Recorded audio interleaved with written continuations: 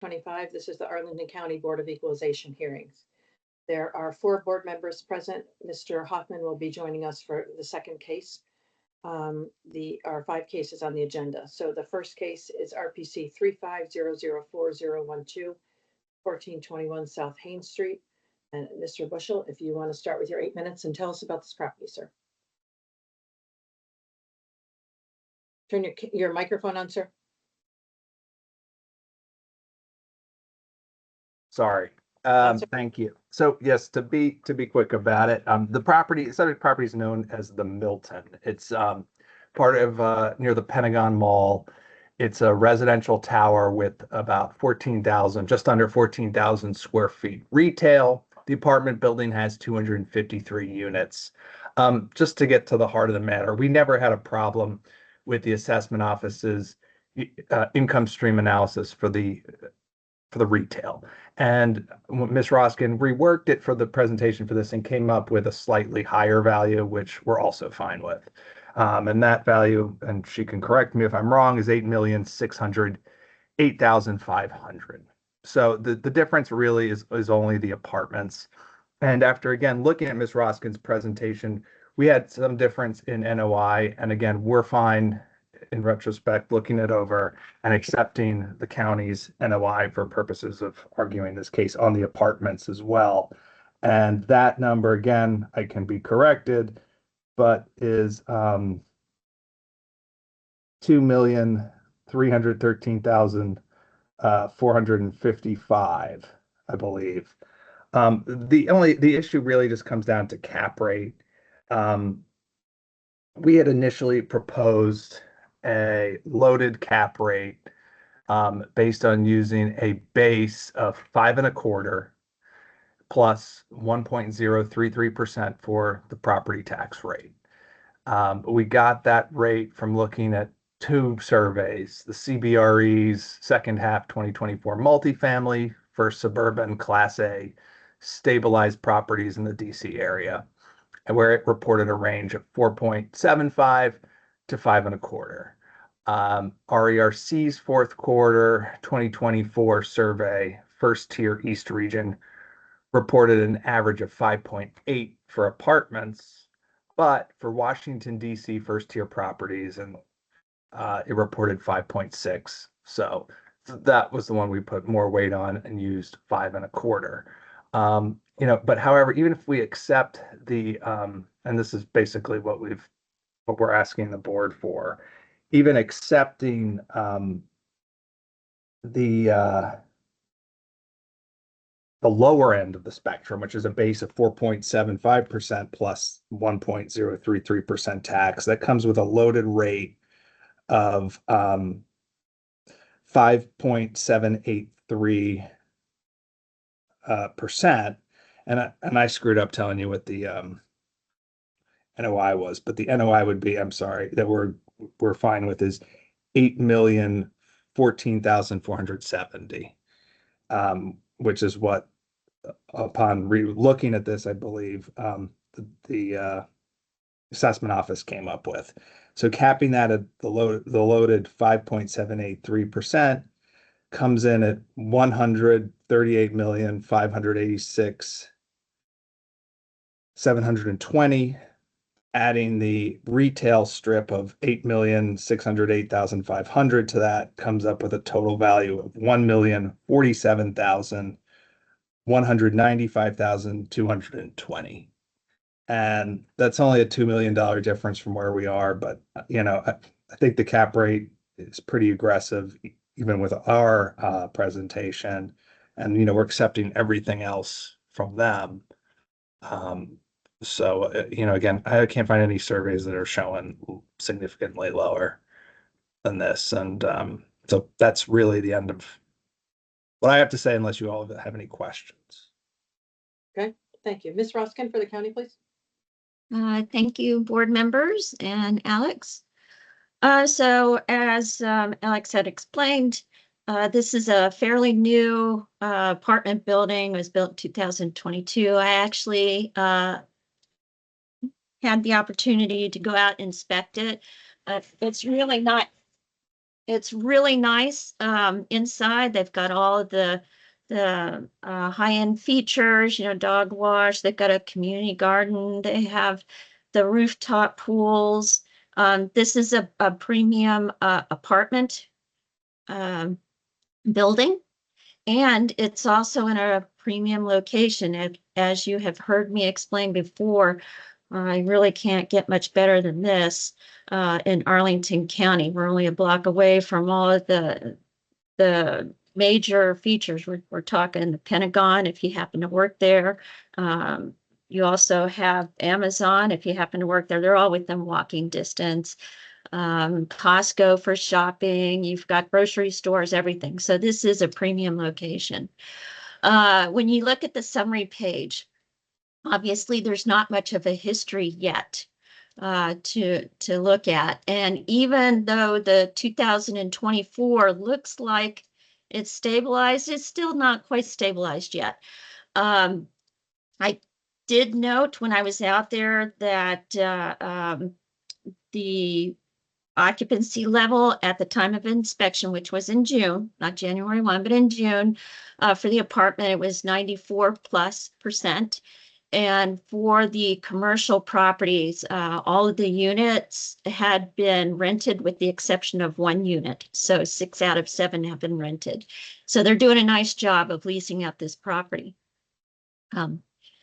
And when you look at, so basically the test column is just a test.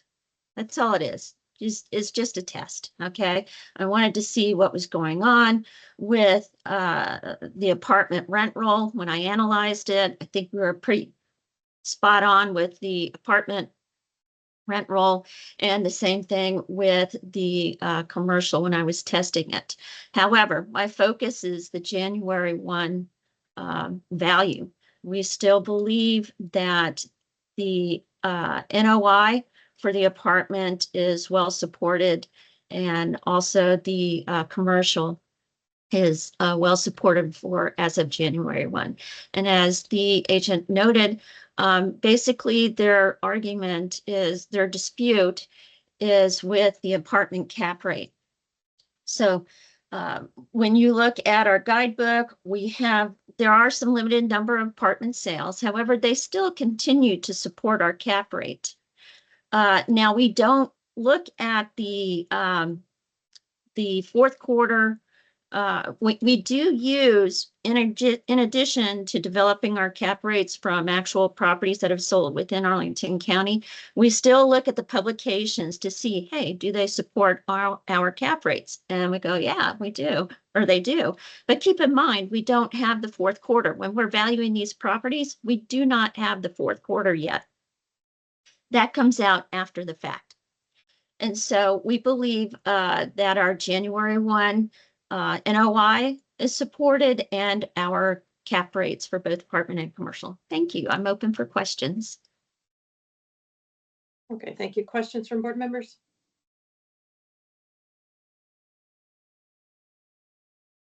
No? All right, Ms. Roskin, if you take a minute to wrap up then.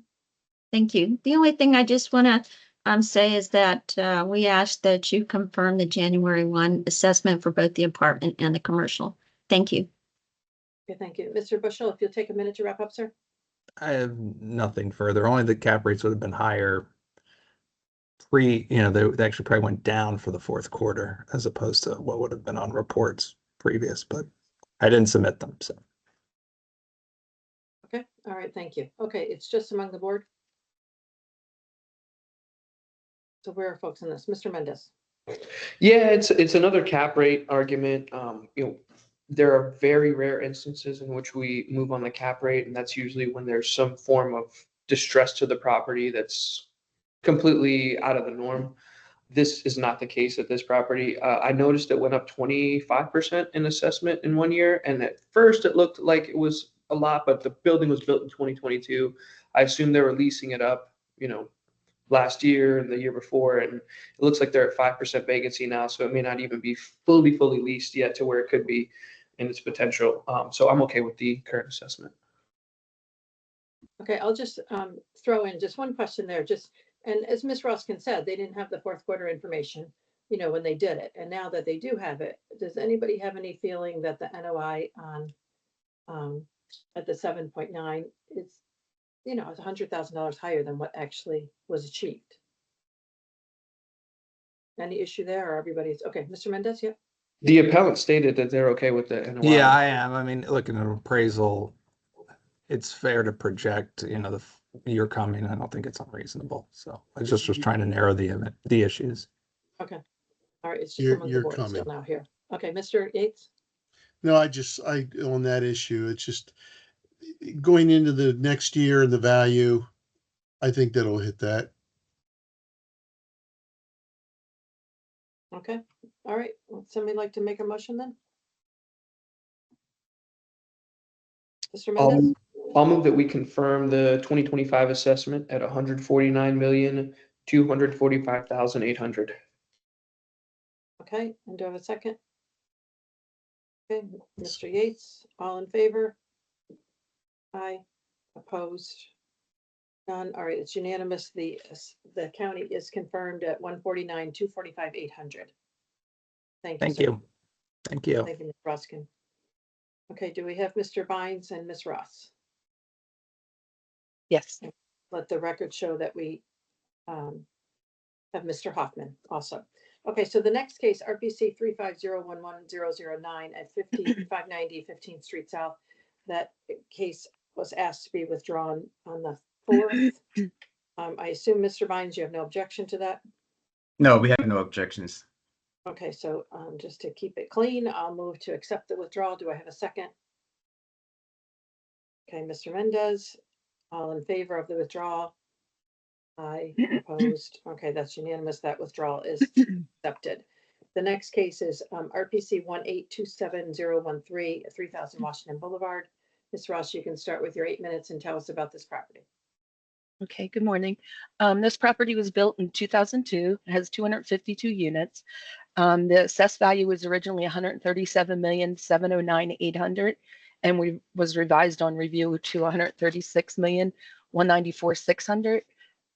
We appreciate the county's consideration in making the reduction to the assessment. However, the historic performance of the property, we believe there's still justification for a further reduction. If you turn to page 39, you can see our side-by-side analysis, which was based on the calendar year in 2024 I&E. For the residential portion, the gross potential is 8,884,533. We have parking at 396,000, RUBS at 200,000, and the other at 365,000. Vacancy and collection loss, we use the county's guidelines of 5%. Expenses were at 4,243,247.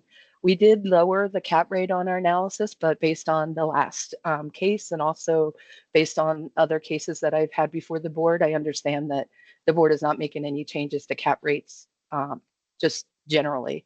With using the county's cap rate, the value for the residential portion would be 90,485,900. For the commercial portion, we use the gross potential. It comes directly from the rent roll, which is shown on page 38 at 733,000, and yearly CAM at 111,000. Vacancy, expense, and cap rate were all based on the county's guidelines, with the vacancy rate of 6%, expenses at 16%, and a cap rate at 7.3%.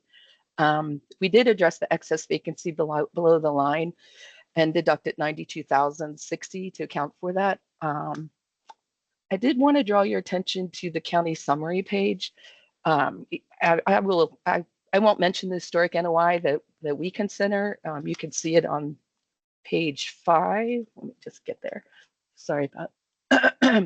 But if you look at the county's reconstructed, the 2022 was actually 6.8. They reconstructed it to 7.1.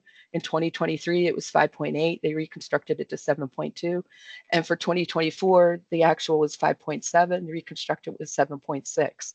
In the revised analysis, the NOI that was used was 7.8, which is higher than the 7.6. So what we're asking for, if you use the reconstructed actuals of 7.6, it would develop an NOI for the residential portion of 6,954,740. Using the county's capitalization rate, it would be a value of 123,092,940. And then the revised commercial value of $8,839,200 would result in a total value of $131,931,940. Thank you very much. That's all I have. Okay, thank you. Mr. Bynes for the county, please. Yes, good morning, board. Good morning, Suzanne. Yes, this property is located in the heart of the Clarendon neighborhood. It is also 1 block away from the Clarendon Metro Station. And also, I did conduct an inspection with Ms. Ross at the property on July 17th of this year. Also, I'll be mostly referring to the summary page in the packet. Again, as Ms. Ross stated, we did conduct a reconstruction of the INE like we have done in the previous years, just to exclude expenses that are considered capital costs and not operating expenses, and also ownership expenses. Also, I would like to direct the board to, excuse me, columns D1, D2, and D3. And we took a look at our projections for 2025. Then I did an analysis for the past 3 years of averages, and I came up with there was 5.66% growth for apartment rents on average, 4.91% growth for GPI on average, 4.59% growth for EGI on average, and 3.58% for the NOI on average. Again, as we can see, we were a little bit aggressive in our original valuation for the property. So then we looked at the 2024 reconstructed INE, also analyzed the rent roll that was attached, and in columns F1, F2, F3, you can see our revision. We did reduce our apartment rent projection by 1.45% to a 4.39% growth. Our GPI projection was reduced by 2.47% to a 3.06% growth. Our EGI projection was reduced by 2.45% to 2.5% growth. Also, when examining the retail portion, we did look at the commercial rent roll. We did see there was a vacant space that did account for 19% vacancy at the property. In combination with our 6% vacancy rate built into our valuation model, there was an excess of 13% vacancy. Also, we can see that a new tenant is scheduled to occupy that space starting in late August of 2025. To account for the excess vacancy, we reduced our potential rent rate to account for the 13% excess vacancy, and to account for the time that the vacant space would not be leased and for a lease-up period. And we can see when running those new figures through our valuation model, the commercial portion was significantly lower than our original valuation, and also lower than the appellant's projection for 2025. For the expenses, we did look at the reconstructed expenses and raise those by 3% from the 2024 actuals. Again, to circle back to the 3-year averages of growth for apartment rents at 5.66%, GPI for 4.91%, EGI for 4.59%, and NOI for 3.58%. Our revision significantly lowers those averages. Also for the cap rate, again, cap rate supported by the county data that we collected from sales from apartments, and also third-party commercial real estate publications such as PricewaterhouseCoopers, CBRE, and RERC. With that said, I would like to recommend the 2025 assessment be reduced to $136,194,600. Thank you. Okay, thank you both. Questions from board members? No questions? Okay, Mr. Bynes, if you have anything else to say in your 1-minute wrap up? No, I just want to reiterate that we did look at everything from the 2024 I&E, and we did feel that the reductions on our revision do reflect the fair and equitable value of $136,194,600. Thank you. Okay, thank you. And Ms. Okay. Ross, if you take a minute to wrap up, please. Yes, thank you, Jonathan. I just wanted to mention when Jonathan was talking, he said the NOI overall went up 3.58%. That would be an overall NOI of 7.4 million, not 7.6. That's all I have. Thank you for your time. Okay, thank you both. All right, it's just among the board. Where are folks on this?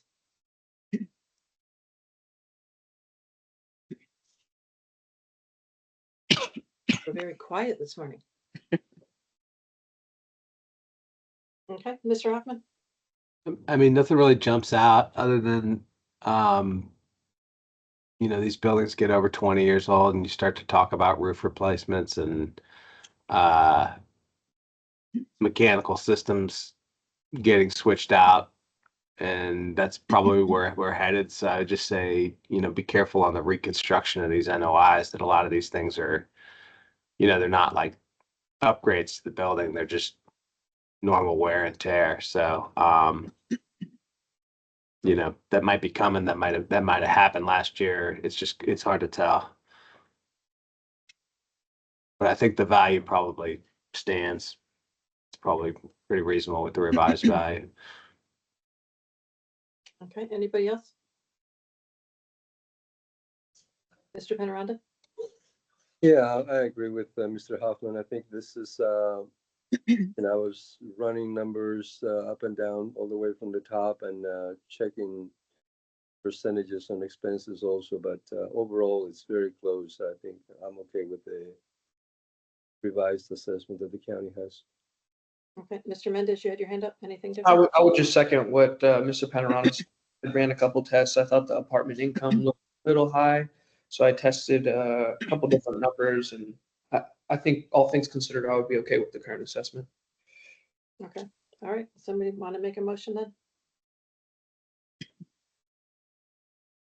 I'll go ahead and move that we confirm the revised assessment of 136,194,600. Okay, and Second. Mr. Yates is a second. All in favor? Aye, opposed? None. Okay, it is unanimous. The county's revised number of 136,194,600 has been confirmed. Thank you for your Thank time. you. Take Thank care. you. Have a great day. Thank you. You too. Okay, we have Mr. Harmon and Mr. Peralta. Okay, next case, item 4 on the agenda, RPC 1401618 at 4501 Fairfax Drive. Mr. Harmon, you can start with your 8 minutes and tell us about this property, sir. Yes, thank you, Madam Chairwoman, members of the board. Rob, good morning. So this is 4501 Fairfax. It's a 196,000 square foot office building located right there at the corner of Glebe and Fairfax in Ballston. As of the date of value, this property was over 40% vacant. The current assessment represents a decrease of just 5.2% from last year's assessment. That compares with the overall average the county has told us of 11% year-over-year decrease. Now, if you'd be so kind as to direct your attention to page 37 of the memo, you'll see our summary of facts for this case. Looking at page 37, you can see that the 4-year operating history of the property shows NOIs of $2.87 million in 2024, $2.14 million in 2023, $1.9 million in 2022, and $3.6 million in 2021. Taken together, over the past 4 years, NOI has averaged $2.65 million at this property. This compares with the current assessment's NOI of $4.1 million and the test NOI of $4.33 million. As it stands, the current assessment projects an NOI that is 43% greater than what the property achieved last year and 13% greater than the property's high watermark that was achieved in 2021. The county's test assumes the property can achieve an NOI that is 19% higher than that 2021 high watermark. Issues on appeal are the occupied office rental rate, the vacant office rental rate, the operating expenses, the cap rate, and the DFL. Looking at page 37, you can see the assessment considered concessions in a similar manner to how we did, coming in at an occupied office rental rate of $40 per square foot, which compares with our analysis. We came up with $39.64 per square foot by looking at the in-place leases and considering concessions.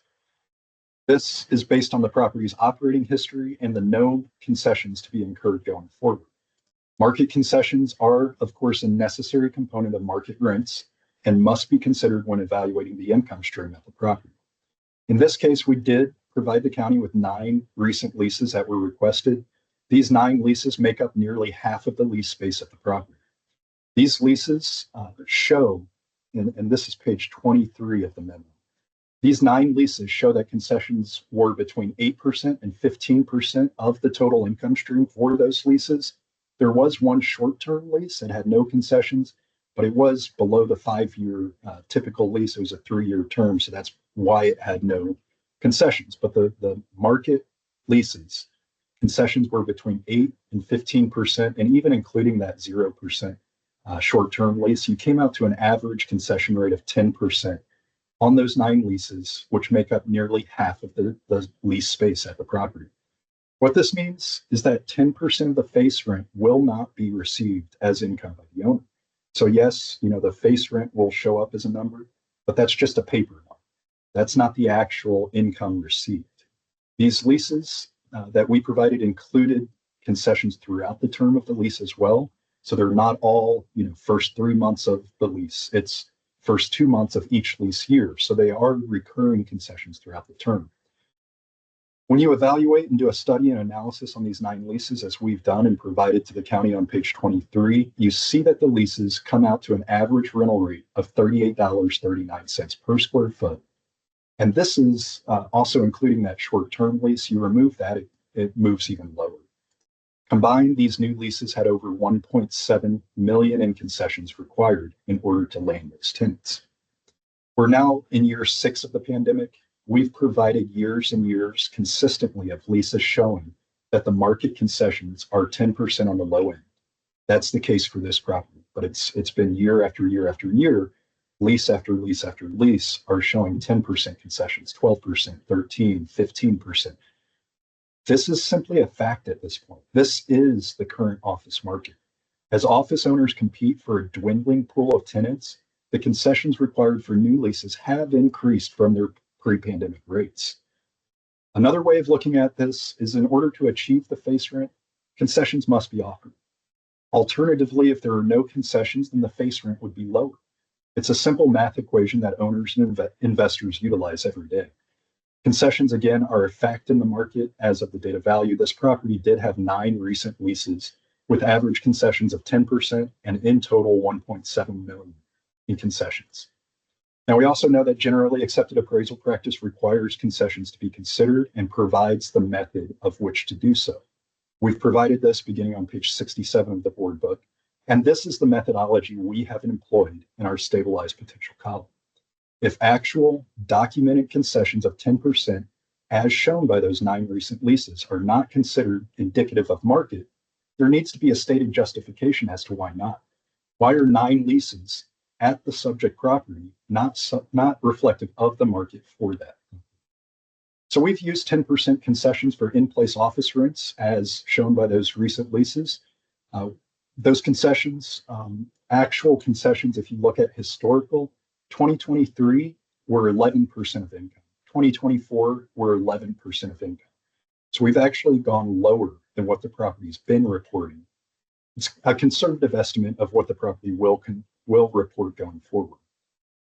We then use the new, for vacant office, we use the new lease rate of $37.50, which removes that short-term lease from the analysis to get to where we think this property will lease up at. So we used 8 recent leases and said, this is probably where the rest of the space will lease up at to get to that $37.50. You can see the assessments at $38 and the test goes up to $39.50. So we just asked the board to actually apply those recent leases as indicative of the market for this property. Now, moving to expenses, the initial assessment assumed a decrease in operating expenses of 16% from what the property reported for 2024, when the property also had high vacancy. The test assumes no change in expenses from 2025 for 2025 from 2024, despite assuming greater occupancy for income purposes. So this means that the test assumes the property will have more people in the building each day using lights, using restrooms, requiring HVAC services, and so on. Yet none of this increased use will actually increase costs. So knowing that the assessment does impute income on vacant space, it's only logical to extend that assumption to expenses as well on the same vacant space. Looking at just variable expenses in 2024, we see that per square foot, utilities were $2.70 per occupied square foot, janitorial $164, maintenance and repair $178, management fees $1.60. Taken together, just this small sample size of variable expenses per occupied square foot would increase 2024 expenses by over $200,000 if we assume the same occupancy as the assessment in the test has. Next, the county uses a base cap of just 7.5% for this property. This is lower than all available sources of cap rates indicate. It's lower than market sales, than surveys, and it essentially values this property as better than anything in the region, despite the property being over 40% vacant. Finally, the DFL, the initial assessment listed the property as 48% vacant, but only applied a DFL as if it were 31% vacant. In reality, it's 40% vacant and needs the DFL to reflect that. The test did correct that, but only imputed $90 per square foot in TIs versus the more appropriate $115 per square foot, given the condition of the vacant space at the property. Thank you. Okay, thank you. Mr. Peralta for the county, please. Yes, good morning, everyone. For this property, we're looking at 4501 Fairfax Drive, located in Ballston submarket, year built 2000, and we're assessing it at the original year built at 2000 as well. Turning to the page, summary page on page 3 of 63, we'll focus on first column C and D. Column C, the 2023 INE that the county had when assessing this property. As you see, line item 1, looking at the office portion, you'll see how the county assesses property almost to the T as far as all the inputs that we have there in column C compared to column D. We tried to find out exactly what the vacant square footage was at the time. We did, in fact, use the exact 95,114 square feet vacant. We were at $42 a square feet. We know that looking at the most recent rent roll, leasing averages at $45.05, and the original assessment was at $42. Looking at also at the retail, we undershot what the retail per square foot rate would be. We were at $39, and then with the most recent rent roll, we're at $42.17. Looking at the pass-throughs and the parking income, I believe we have support there for the original assessment based on the 2023 INE, column C again. And then looking at the expenses at the time, if you see over the years, they have grown, or actually decreased from 21 to 22, increase in 2023, and then a large increase that we see in 2024 when you look at column E. So we did use $10 a square feet. I believe that was supported again by the original assessment in the prior years at $10 a square feet. And then we took deductions below the line. So when we compare columns D to E, we see that we underestimated the amount of square feet vacant. Overestimated, I'm sorry. We were 14,572 square feet over what they reported in 2024. We were also under projecting the net leasable area. You'll see that originally we had about 6,200 square feet less than what is reported in 2024, but exactly what they reported in 2023. And then looking at if you compare the parking and pass-throughs, we underestimated those two data points. Parking was 296,000 less than what was reported in 2024. Pass-throughs, $15,224 dollars less than what they reported in 2024. We did look at the rent roll. If you turn to page 5 of the packet, you'll see the analysis of the rent roll. And we did find that newer leases were averaging $43.20. We did ask for these leases in May 14th. We didn't receive a email until June 4th, well after this review had been completed. But you'll see, I believe the appellant states that $39 was on average the net lease, the net per square foot, including concessions. If the board can turn to page 4, again, the county breaks down exactly our rates and what our vacancy methodology does to those rates. And if you look on page 4, you'll see that after the deductions, the face value of face rent of $41.75 is reduced down to $30.06, $9 less than what the appellant is mentioning. And then for the vacant square feet, we're using $39.50.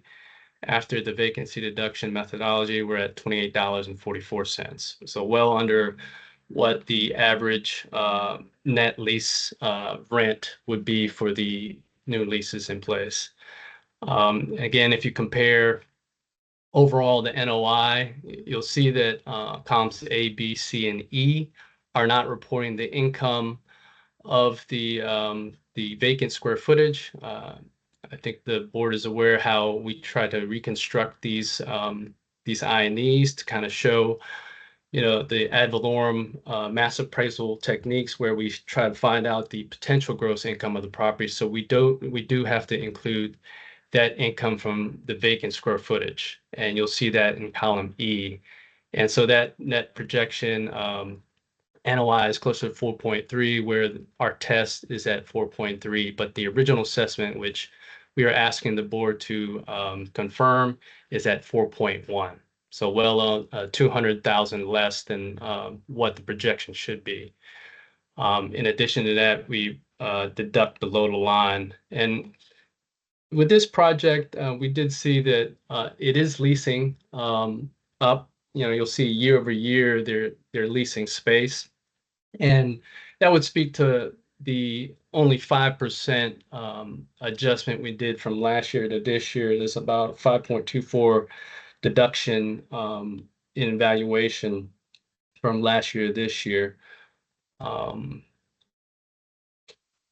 With respect to expenses, I do want to make mention of what I do believe. When this project leases up and expenses increase, each tenant, I believe, in the new lease has a expense stop.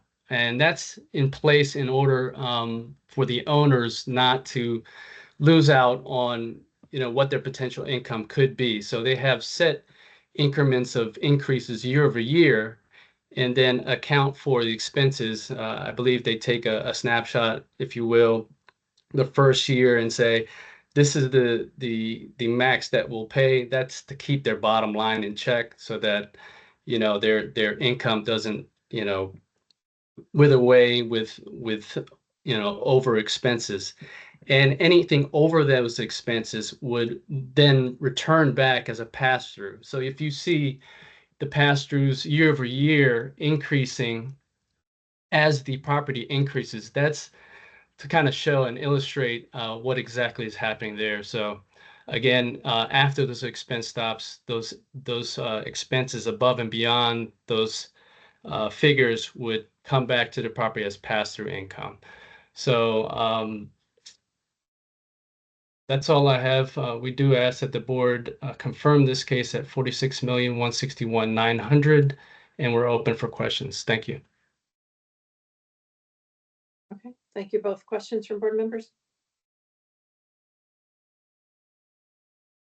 No? Oh, Mr. Hoffman.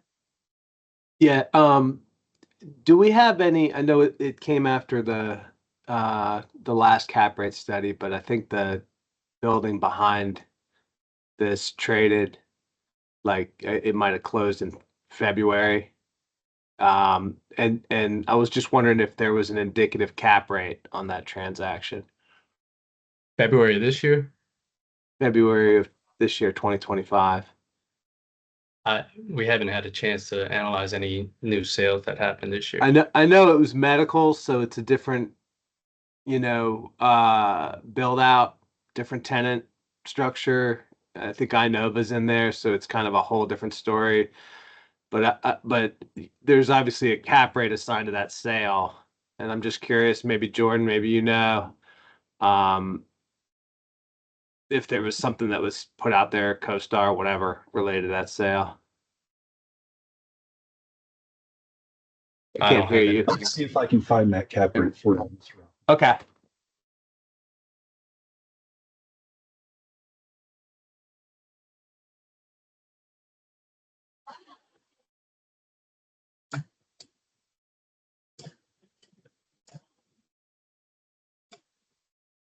It sold at $318 a foot, but it was a huge chunk of that building is leased by Inova, so that's kind of apples to oranges, but at least the cap rate could kind of tell us something, because I suspect it's probably,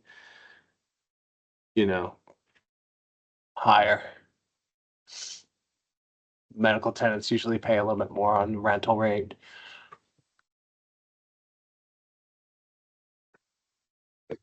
1005 North Lee. Yeah, 1005 North Lee.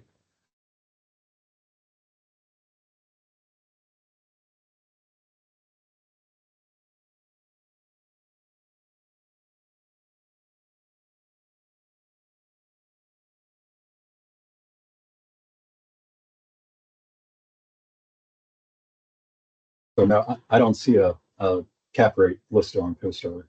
Okay. Okay, other questions? No. No? Okay, Mr. Peralta, if you take a minute to wrap up. Yes. Again, reminding the board, the original assessment's using $42. On average, we have $45.05 on the most recent rent roll. New leases at $43 or $43.20. The original assessment's at $38. Again, we do ask that the board confirm this case. The net operating income when projected for the vacant square footage is closer to 4.3. The original assessment's at 4.1. Thank you. Okay, thank you. And Mr. Harmon, if you take a minute to wrap up, sir. NOI at this property has averaged just 2.65 million over the past 4 years. The high watermark 2021, the property achieved just 3.6 million.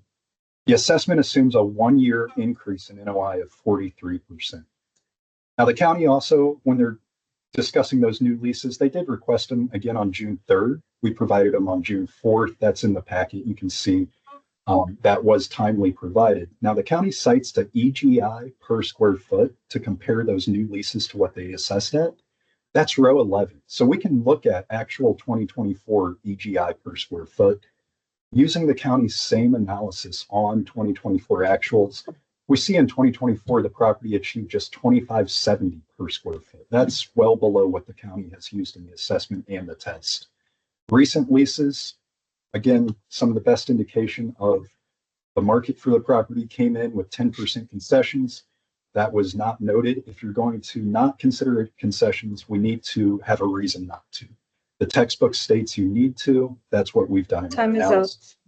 Finally, the operating expenses, they're going to go up if you're assuming increased occupancy. All right, thank you both. Okay, it's just among the board.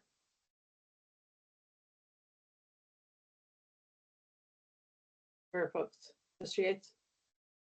Well, I did look at the expenses, and of the assessment and tried to compare some of the numbers to what the performers are for the appellant.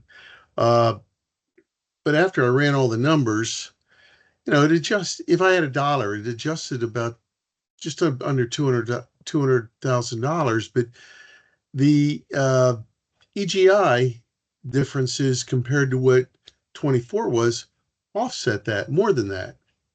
So I'm good with where the county is at the end of the day. Okay, other folks? Mr. Hoffman? I might be in the minority. I think it should be lower. There's a number of ways to do it. You could look at comparable sales, Boston 1, the Ellipse. If we had cap rate information on the building behind it, that would be helpful. So it's a $150 square foot building, as is January 1st. You could also take the 5-year NOI average and use the county's cap rate, and that comes out to $150 a square foot. 30,303,000. You could also just take the 2024 county's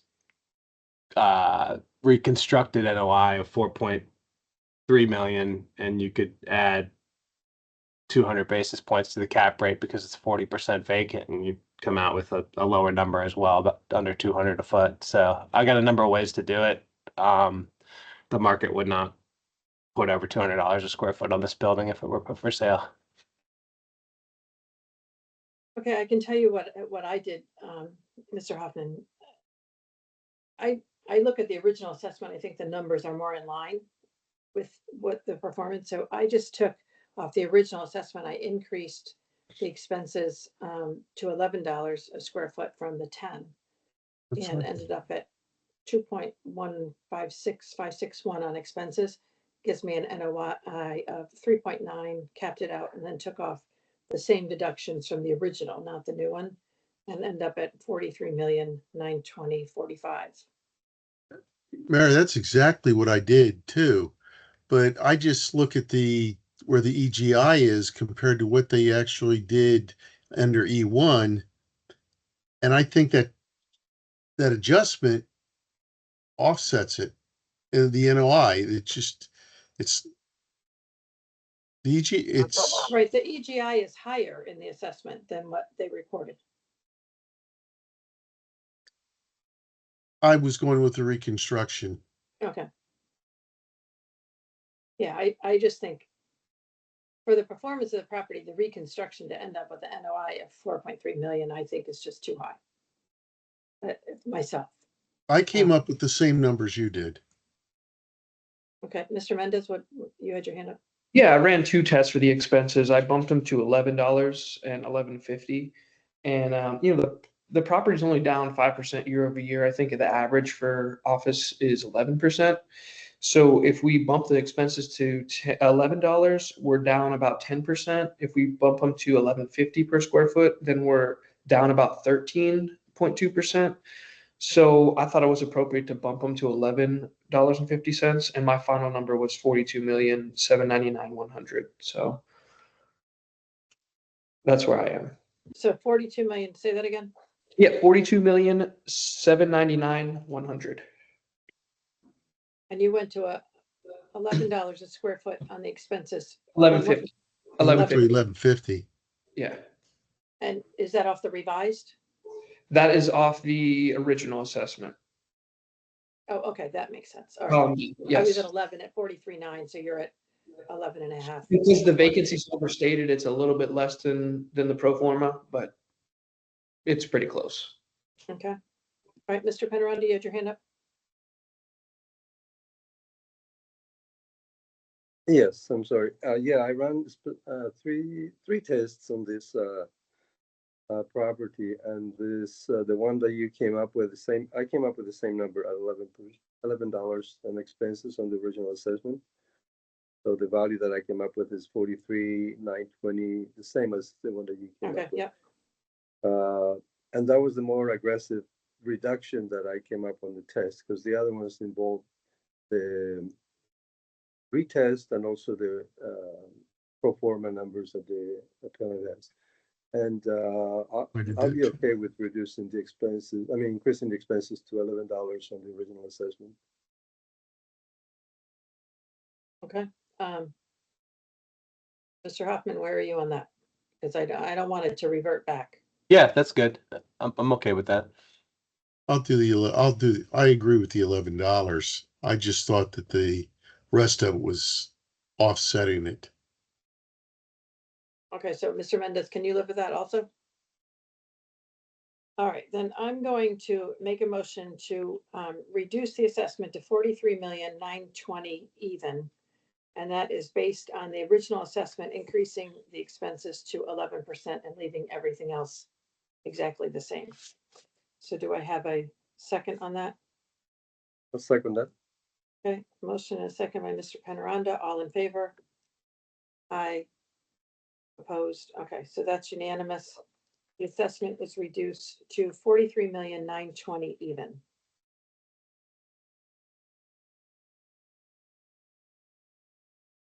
Okay, thank you. And the last case on the agenda is RPC 14051-351 at 4401 Wilson Boulevard. Mr. Harmon, you can start with your 8 minutes on this property, sir.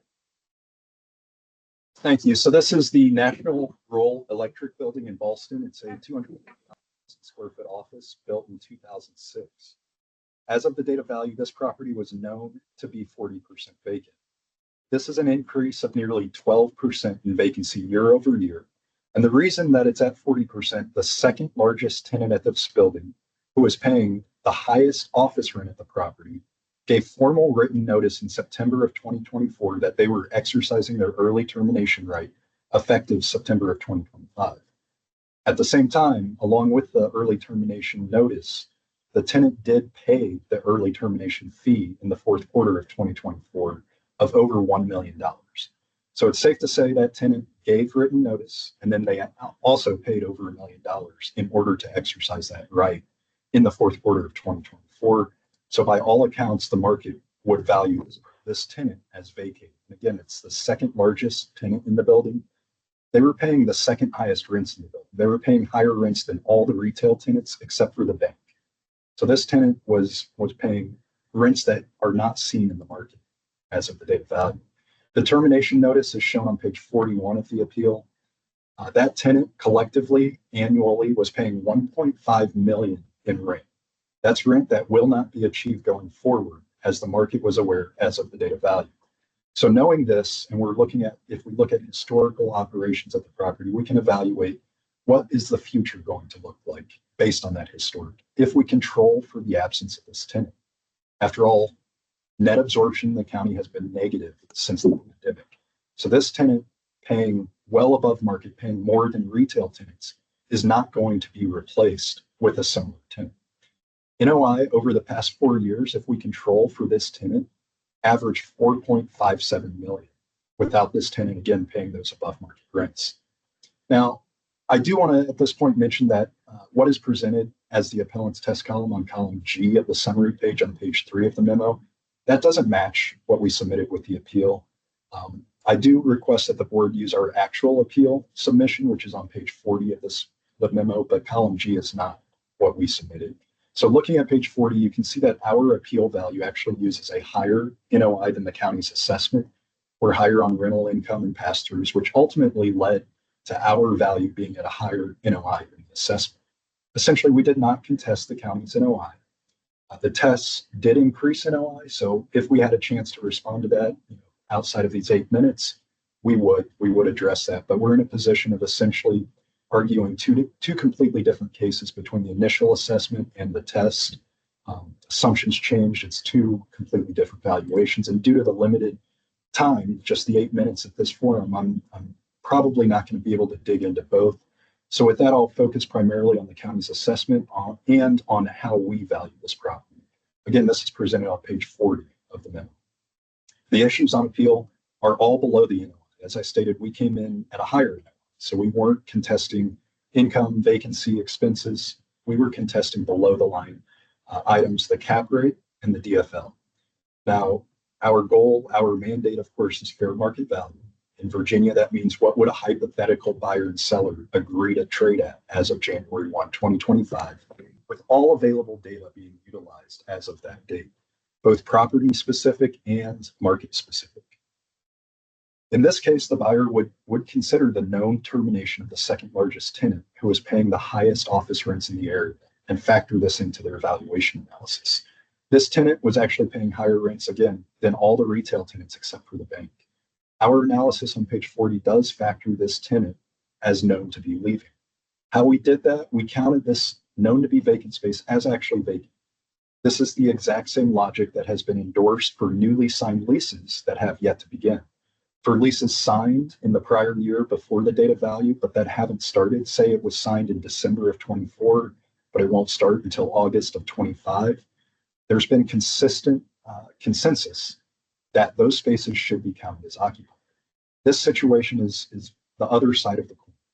This is a tenant who was known in writing and actually backed it up with the $1 million fee, known to be leaving as of the first of the year. Hadn't occurred, but was known to be leaving. So if we're, for consistency's sake, we ask that if new leases that are signed but haven't started, those are treated as known to be occupied.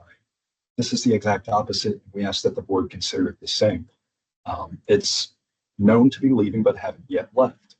And that termination fee, by the way, that's not something that you would capitalize. The textbook says it's a one-time fee. It's not recurring income. It's not an appropriate addition to the value of the real estate. I do want to point out that on the summary page, the 2024 reconstructed column does include that termination fee. So just be careful when looking at the 2024 reconstructed column. It does include income that should not be included. So we know that a market buyer would not impute this space as occupied at above market rents. The potential buyer would impute this space at market rents for income approach purposes. The market rent for this property, including concessions, is $36 a foot, as the county assessed the property at, and as is supported by the CoStar advertised rate. Now, the test did increase the vacant office rental rate to $40. This is not supported by either the advertised rate nor those 9 leases that we supplied and spoke about at the neighboring property that we just discussed. Those again came in right at $38 a foot. So we have a sample size of 9 leases, recent leases coming in at $38. We have this property advertised at about $36 a foot. That's what the initial assessment was. The test bumped it to 40. We asked the board to maintain the advertised rate, considering concessions as well. And this property, by the way, hasn't been able to sign a new tenant at those advertised rates since 2020. That's 4 straight years of not signing new tenants. This is consistent with the market with negative net absorption over the past few years. Now, knowing that the vacating tenant paid over $1 million to terminate their lease also impacts how a buyer would impute below the line deductions.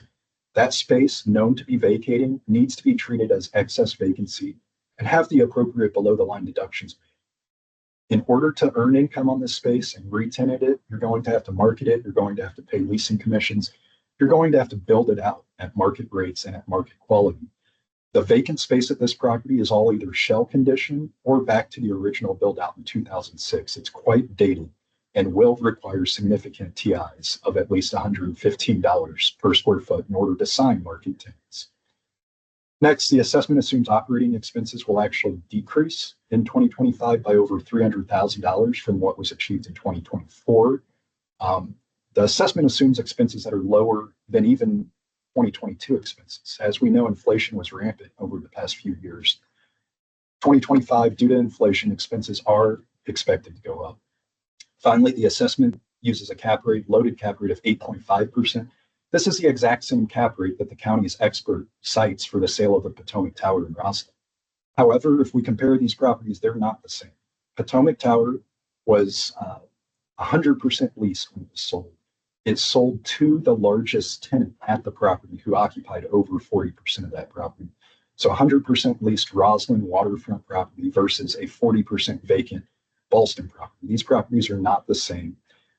Our value comes in at $176 a foot. This is at the high end of market sales that have occurred over 2023 and 2024. And based on that, it is supportable by the market. Thank you. Thank you. Mr. Peralta for the county, please.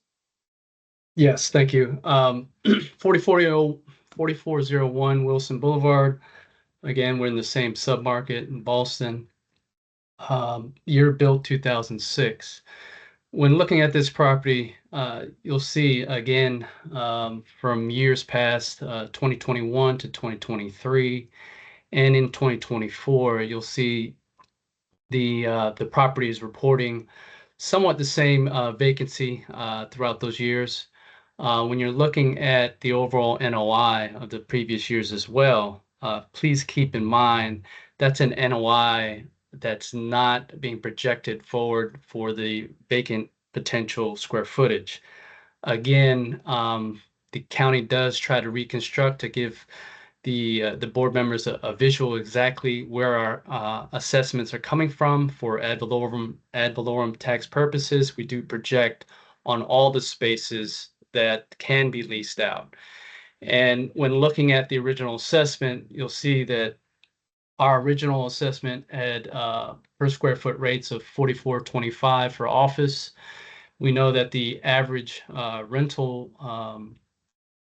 average office rents are $46.96. Retails at $51.34. Retail on original assessment was at $44 per square foot. So we were low on the retail portion, somewhat low on the office rental portion as well on a per square foot rent basis.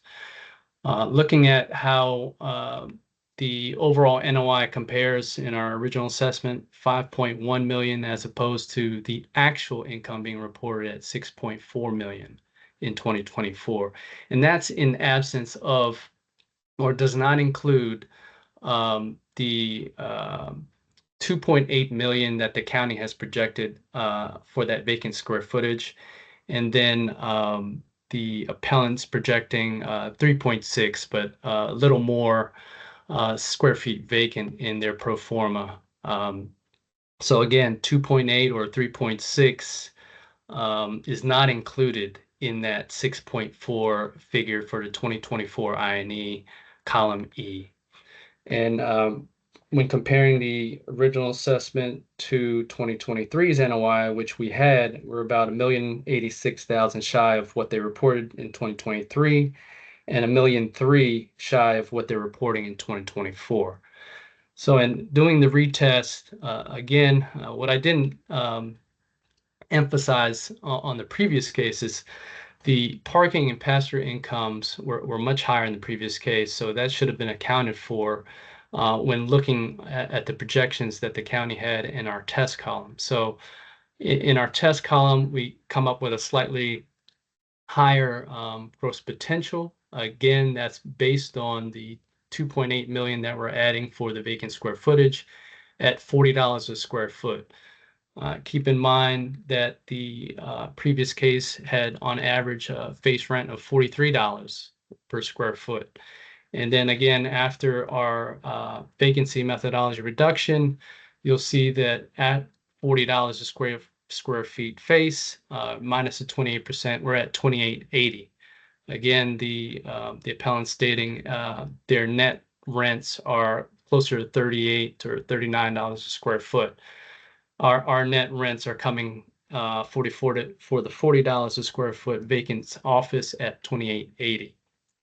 So that's why you'll see that in our test and our original assessment, our NOIs are projecting much lower. It's due to our methodology and reducing this property and recognizing the 40% vacancy in the property and reducing that down to in our test at 5.7 versus again what they're reporting at 6.45, excluding again the vacant square footage income.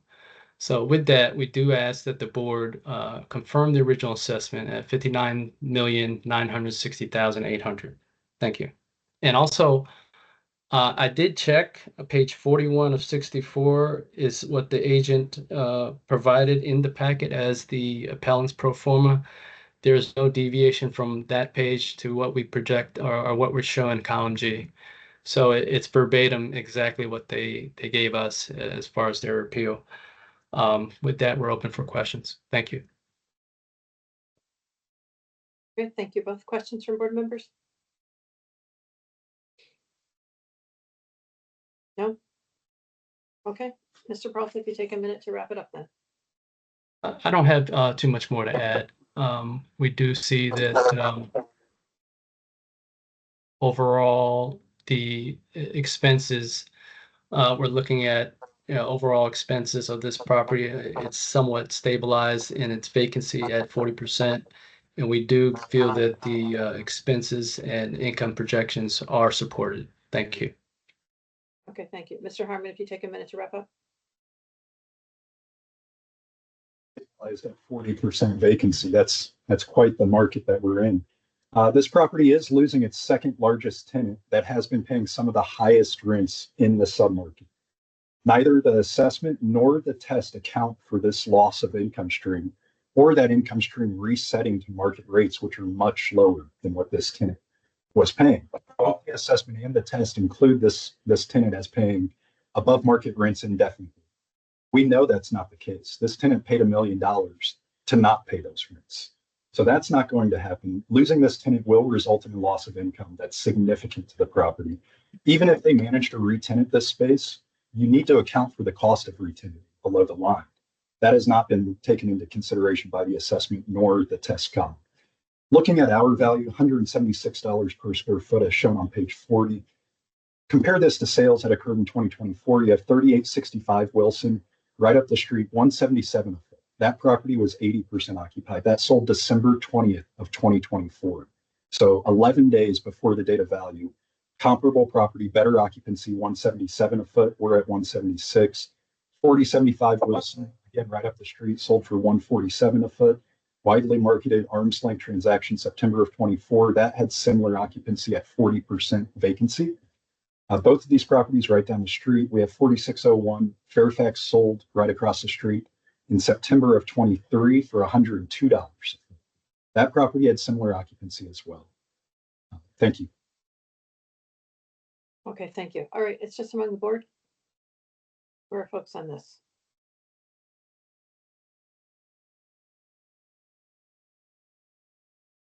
Mr. Penaranda? Yeah, I think if anything were to change, if we had actually the capability of increasing, I would go with the retest. I think those numbers are more indicative as far as the NOI.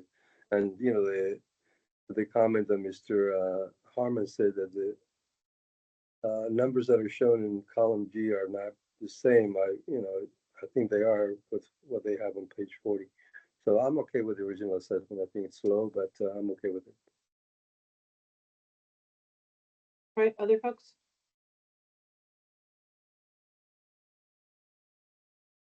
Mr. Hoffman? I guess, are we looking at this like the AAMVA tenant because they're leased through September, or that they're still in the building or not? Like I'm trying to figure out, because it's $1.5 million in rent that's kind of flowing through the county's test that's gone. Like it's just going to go away. Well, I mean, I agree, it's gone, but they paid, I believe, like $1,141,000 Yeah. early termination fee. So that kind of offsets the rent. Plus, they do have the ability to market it early and try to get somebody in there. I mean, we've seen this before where people, terminate leases early. We got to account for that over $1 million, over 1.1 million. So should we do like a below the line lease up adjustment for that space? But I guess my feeling on it, just to keep it equalized with other properties, is we wouldn't do that until it actually happens. I mean, technically, whether they're paying an early termination or they're paying the rent, there's money being received on that space.